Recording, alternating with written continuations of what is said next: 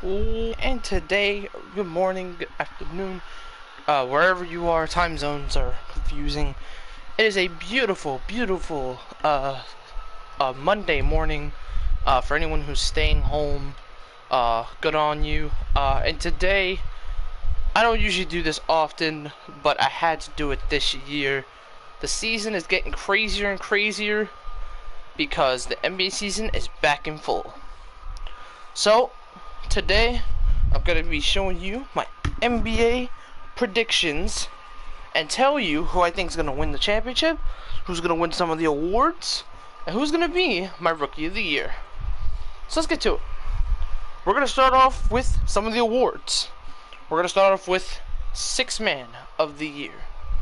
Okay, so I know a lot of people for the Sixth Man of the Year are counting on Montrezl Harrell, who's going to be the backup center for the Los Angeles Lakers. But I think I'm going to go with an underrated pick. I'm going to go Caris LeVert. The reason I'm picking Caris LeVert is because now that he's backing up KD and Kyrie, he's going to get a lot more touches off the bench with Spencer Dinwiddie. And if you remember when Caris started in the bubble, he started slow, he was not very good, but when he was in the playoffs, he dropped 20, 30 points per game. So, if Caris LeVert can drop 20 points a night off the bench, yeah, Caris LeVert off the bench is going to be scary. So, I'm going to go Caris LeVert for my Sixth Man of the Year. So, while crazy, yes, it's a good pick. Next, I'm going to go... let's go Defensive Player of the Year. I meme it every time, and I said it on stream before. That nigga, AD. I had to do that, even though it's early in the morning. I had to do that. AD, I think is gonna win Defensive Player of the Year. Why do I think that? Well, I think he got robbed. I think he got robbed against Giannis. AD was one of the best defensive players last season. And he definitely should have earned the award, but I let it slide because, you know, Giannis got 2 awards, fine. But as long as what's his face, as long as AD gets his love, I'll be fine. So, and AD just signed a huge extension. I think it was like 5 years, and he has a player option on the last end of the deal if he's not happy with his stay. So he's basically playing until when LeBron says I'm done. So shout out AD. So AD. Definitely gonna win Defensive Player of the Year. Next up, I'm gonna go Rookie of the Year. This was a tough pick for me. There's a lot of good potential rookies. I'm not gonna say who my pick is yet, but I'm gonna say the options. Okay? We'll start off with option 1. I'm gonna go James Wiseman. He has potential to win because he's playing with Steph Curry, and he's been throwing a lot of lobs and a lot of dunks. He's also going to be getting a lot of defensive rebounds and blocks, and he'll also be getting offensive rebounds because he's a big dude. And the Warriors have been wanting a really good quality center for years now, and to get a guy like Wiseman at the pick that they got him at, huge win for the Warriors. But fortunately, no Warriors are going to have no Clay, so we can't really see the full potential, but we're going to see signs of life. And probably some playoff experience for James Wiseman. So, I'm definitely going to go, but yeah, that's one option. Another option, bit of an underrated pick, Obi Toppin. Obi Toppin has impressed in his preseason games with the Knicks. He's gotten some nice plays, he's done some good passing, he's gotten to the paint. He's basically been the best player on the Knicks other than RJ Barrett and Mitchell Robinson. Which I usually never say that for the Knicks, but that's the one positive on the Knicks this season. It's just their team with Obi.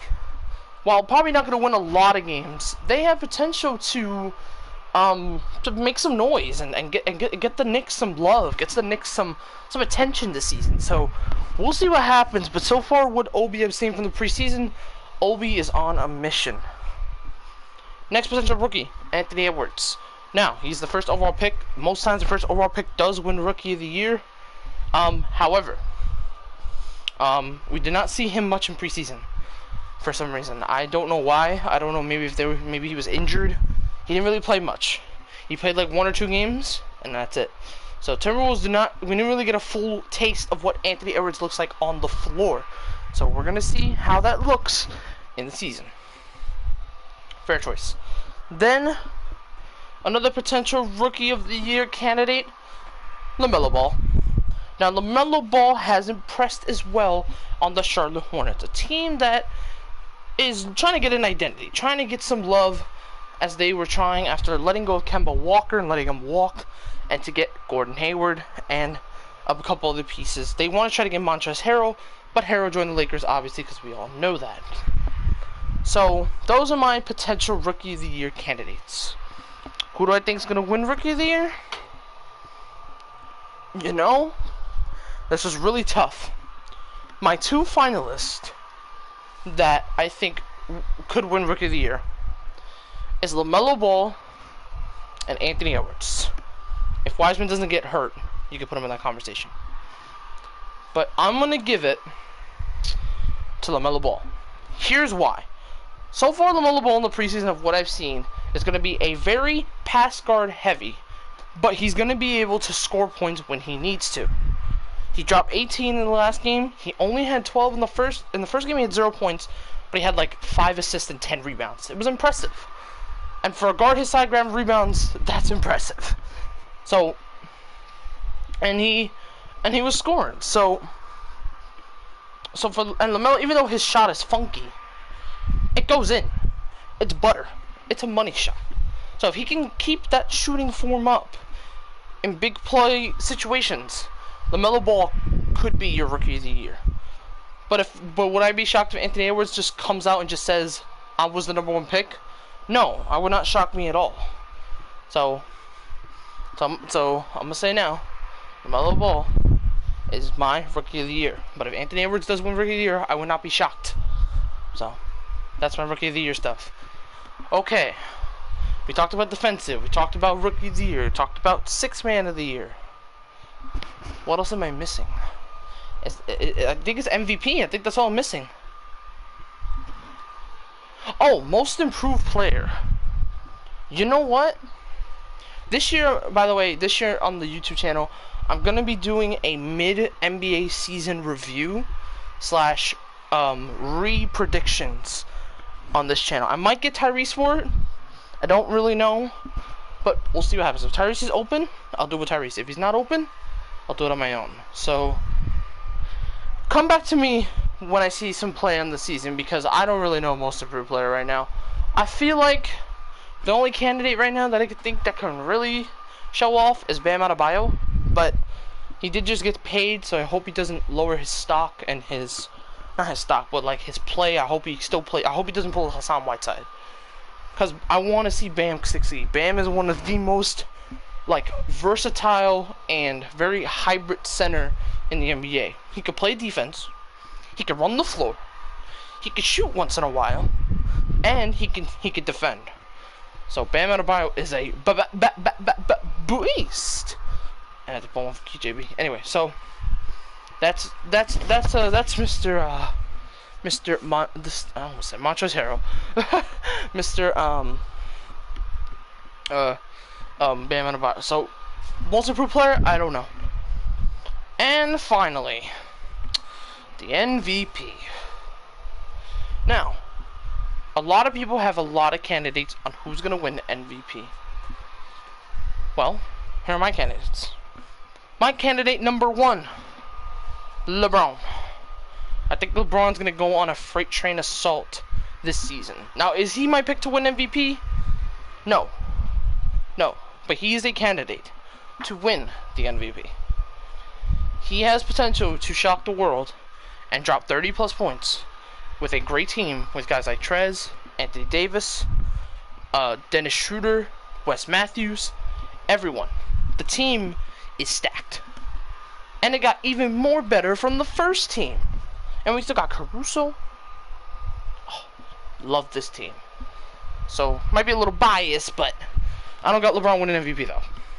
But it would be awesome for him to win MVP again. Next. You know what? A lot of people have been talking about it, and I think I agree with them. Luka Doncic. Now, This might be a bit of a more stretch pick because, well, one, Luka's still very young. Two, he's on a very good team with the Mavericks. And three, we gotta see him, in the regular season and the playoffs. Because Luka, he hasn't really struggled in the playoffs as of yet. He hasn't been pressured. He showed wreak havoc on the Clippers. Like, he's done some good shit. So, Luka, I can understand as a contender. And he's in my top contending, which I will say who my MVP is. And then thirdly for MVP, I gotta go defending. Look, you can't not deny the defending MVP, Giannis Antetokounmpo. He might not win it this year, which I would not be shocked. There's no way he goes 3 back-to-back-to-back. Because the first year he did the MVP, he won it straight up. He had 30-plus points. He was a great guy. He grabbed rebounds. He was definitely better over Harden. The second year, you can argue LeBron. You could argue, but I think Giannis definitely right choice. This year, though, I don't really think he's going to win MVP. The reason being, one, it's impossible to go back-to-back-to-back. And two, his team, while a little bit better, I don't know if it's that much better because they gave away so many picks for Jrue Holiday. And so far what I've seen from Jrue Holiday on the Bucks is not a lot. So, it might have been a false pick. We'll see. It's only preseason. But now we're coming to regular season. I got to see this team on the floor. They're going to be playing the Bucks on Friday. I will be watching then with my boy, Kevin. So, should be fun. Anyway, point is, yeah, them on the floor. Yeah, don't even. Them on the floor. We'll see what happens. So, but now you're wondering, oh, Brian, who's your MVP? My MVP this season, it's a surprising pick. I'm going to go Luka Doncic. The reason I'm going Luka Doncic is because he's gonna be the sleeper pick, but he's going to drop 30 points a game. He's going to get like 10 assists a game. He's not a very good rebounder, but he can make plays, he can win games. Luka Doncic is going to prove that he is a god. Now, if LeBron wins, I would not be shocked either, because let's say Luka goes down with a heart injury, which I hope not. I pray no injuries on anyone, because Luka was healthy last season. So if Luka can stay healthy, which he seems to be healthy so far, he can win MVP. So, but yeah, that's what the ruling I would say on the floor is for the MVP. Now that I got the awards out of the way, if I missed any awards, I'm sorry. Now time to talk about the rankings of the teams. And what I mean by that is the standings. Who is going to do what? I'm going to make this as easy as possible. So here's how I do it. I do sections. I do the worst teams in the league, the playoff teams that are just barely in the playoff hunt, and the top of the tier teams, and who's the number one team in each conference. Okay? Alright, here we go. So we're going to start in the East, because the East is getting more crowded. In the East, I think the worst team in the league is going to be, I have a bad feeling it's going to be the Knicks, but I think the Knicks are actually going to improve, so I'm not going to say Knicks. The worst team in the league, I think, is going to be, who's a team that didn't really do good in free agency? Who's in the East that I'm like, they're pretty shit. Oh, the Bulls. I think the Bulls are going to be the worst team in the league. Passe. But they're going to show improvements. Because I don't really think the pick of Patrick Williams was a good pick, to be honest. But that's just me. Anyway, so the Bulls. Then alright. So that's what I think the worst team in the league is going to be. Now, my standings. We're going to start with the 8th seed. The 8th seed for me, for the East, I'm going to go Atlanta Hawks. The reason I'm going Atlanta Hawks is because the free agents that they picked up last season. This season. They got Clint Capella from last year, who's healthy. They got Bojan Bogdan-Bogdanovic, who is a great shooter. And they got Danilo Gallinari. That is 3 picks. And you still have Collins and DeAndre Hunter. This Hawks team is going to be something special. And Trae Young has already showed in preseason with Clint Capella. They are going to be an excellent duo. Lobs already thrown. So, and Bogang has hit a huge shot in the clutch. So it shows that this Hawks team is going to be very competitive. They're not going to be super high top tier, like 4th, 5th, 6th seed. No, they're going to be like 7th to 8th seed. I'm going to go 8th seed though. I think they're going to make the cut. I think they're going to win their play-in tournament games and make it to the playoffs. The 7th seed, I'm going to go with the Washington Wizards. I think the Wizards will be a little bit of a better team than the Hawks. The reason I'm saying that is because Russell Westbrook and Bradley Beal are going to be the duo of that team. And they're going to have some nice pieces with Rui Hachimura and Deji, which Deji has been a very good player already. In the preseason, he dropped like 13, 14, I think he dropped like 20 points, and Rui dropped a good 20 points as well. So those two are really developing into nice players. So if they could do that for Westbrook, the Wizards will be successful. So, 7th seed, I'm going to go Wizards. 6th seed, I'm going to go...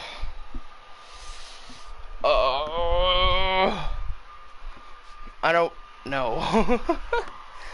Alright, the 6th seed... Who's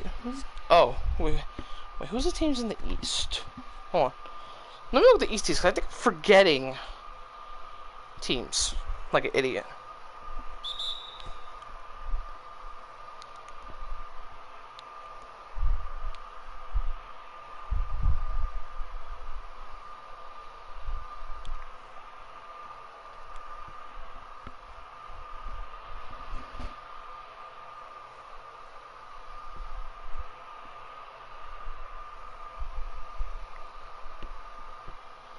Oh, I forgot about the Magic.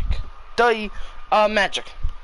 I'll put the Magic in the 6th seed. The reason I put the Magic in the 6th seed, they've shown surprising they've made the playoffs. However, they have got bounced in the first round. But they've made the playoffs. So as long as they've made the playoffs, they're in good stride. So, and now they got Cole Anthony, who's Cole Anthony is just saucing right now on the preseason. The Magic, they're not gonna be high tier level teams that I'm about to announce. They're gonna be some quality teams.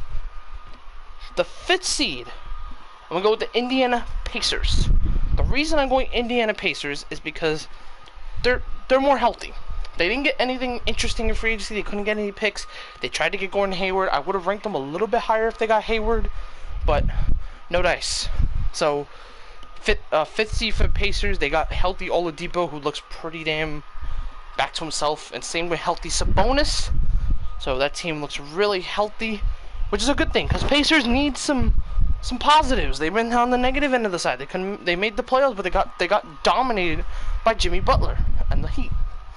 So and probably TJ Warren will probably drop a lot of buckets. So yes, it's gonna be a fun time. It's gonna be a great time. I can't wait. So, Pacers, 5th seed, 4th seed. I know this seems like a stretch, but I'm actually gonna put Toronto. Yeah, I'm gonna put Toronto. The reason I put Toronto 3rd is because the Toronto Raptors, they didn't really change anything. Really, the only thing they added was Aaron Baines, which is a very good pick, don't get me wrong. They're definitely a playoff team, but Aaron Baines, it's not a drop-off from, say, Serge Ibaka, but Serge is a pretty big loss because they could have spread the floor with Serge. They could have spread the floor, you know? So, You get my point. So if they're spreading the floor, Serge is going to be a nice player. So, yeah. Okay, number 3. I'm going to put Brooklyn. The reason I put Brooklyn, dude, it's KD and Kyrie. I thought they were going to start really slow, but in the preseason already, and we're getting ready to start the season, they are looking like a beastly squad. With Karis LeVert as a 6th man, and Spencer Dinwiddie, and Jared Dudley, and I said Jared Dudley, oh my god, Jared Allen. That team looks disgusting. That team is going to be really, really hard to beat in the East. Now, are they first seed? No, not by any means, because there's 2 other teams in there that are going to be monsters. So, for me, the Nets are the 3rd seed. They're a young team. They're brand new. They got Steve Nash, who's been an excellent coach with keeping KD and Kyrie so far. So, there are my 3rd seed. My 2nd seed, I hate to do it to you, Kevin, but I just don't think they're going to do the 1st seed. The Boston Celtics will be the 2nd seed. The reason I say that, after a very horrendous preseason game, they're going to be taking on, which you might have guessed it already, the 1st seed, that I think is going to be the 1st seed in the league. So yeah, so definitely gonna go. Yeah, but I'm going Celtics because the preseason they played was very bad. Really, the only positive was the rookies that they had did really well in improving. But if this team can improve over time, the Celtics can be a juggernaut. But they have to improve as the season goes. They can't start slow. They got to start quick. So, Celtics, number 2. And finally, as you predicted, my number 1 pick as the 1st seed in the East, the Milwaukee Bucks. They're the Bucks. Obviously, the team has lost a lot of pieces, but that doesn't mean they're still very good. They are very good. When Chris Middleton's hot, great team. When Giannis is hot, great team. And now with Jrue Holiday, good team. So, while I don't expect them to go far in the playoffs, or maybe possibly not win in the playoffs in the regular season, yeah, they're going to be in the number 1 seed for me. I'd be shocked if they're not. So, Bucks, number 1 seed. Now on to my favorite division, the Western Conference. Oh boy. Okay, so we're going to talk about worst teams in the West. I'm going to say the worst team in the West is going to be the OKC Thunder. The Thunder lost a lot of pieces. All they have is Al Horford and Shai Gilgeous-Alexander. So, that team's not going to really do much. Alright. Time for the top 8. For the 8 seed, I'm going to go the Phoenix Suns. The reason I'm picking the Phoenix Suns is because now they have a great playmaking point guard in Chris Paul, and Devin Booker, after seeing what he did in preseason, like dominating most of the Lakers, but then we got him at the end. Devin Booker looks like he's on a mission to make the playoffs. He looks like he's not playing around. He's not laying back. No, he's on a scoring mission. And with Chris Paul as your playmaker, well, you got a nice little combo duo right there, which Paul has even said him and Booker are a great relationship, so that's a good start. Seed number 7. I'm going to go with the Memphis Grizzlies. I finally have the Grizzlies making the playoffs. They're getting Justice Winslow back. John Morant is elevating at another level at a rapid pace. And he's also going to have some veterans off the bench and in the game. He's going to have his full squad back. No Jay Crowder, but they have a great replacement, Justice Winslow. So we'll see how Winslow plays this season. I know he didn't play in the bubble because he wasn't healthy. But now he's officially healthy. So we'll see how he is on the floor. Number 6, I'm going to go the Portland Trailblazers. Portland Trailblazers, they're in a weird spot. They were able to get a center, but it's the center that they already had, Enes Kanter, which is not a bad center.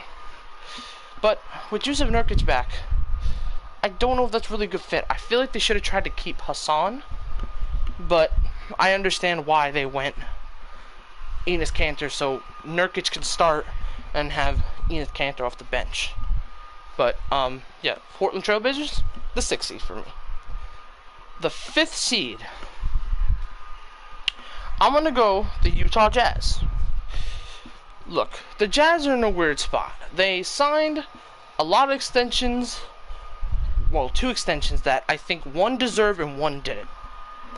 Donovan Mitchell definitely deserved that extension. Donovan Mitchell has proven to the world, even on this Jazz team, he can ball.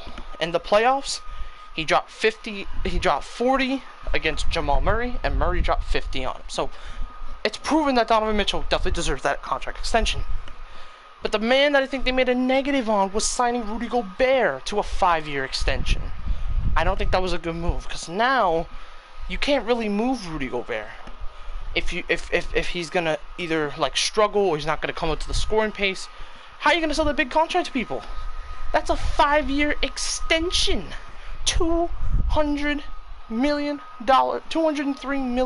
contract. No one is taking that contract firsthand. Just saying. So there's that. Then at number 2, sorry, not number 2. Sorry, I'm skipping. That was the 5th seed. The 4th seed, I'm gonna go Houston Rockets.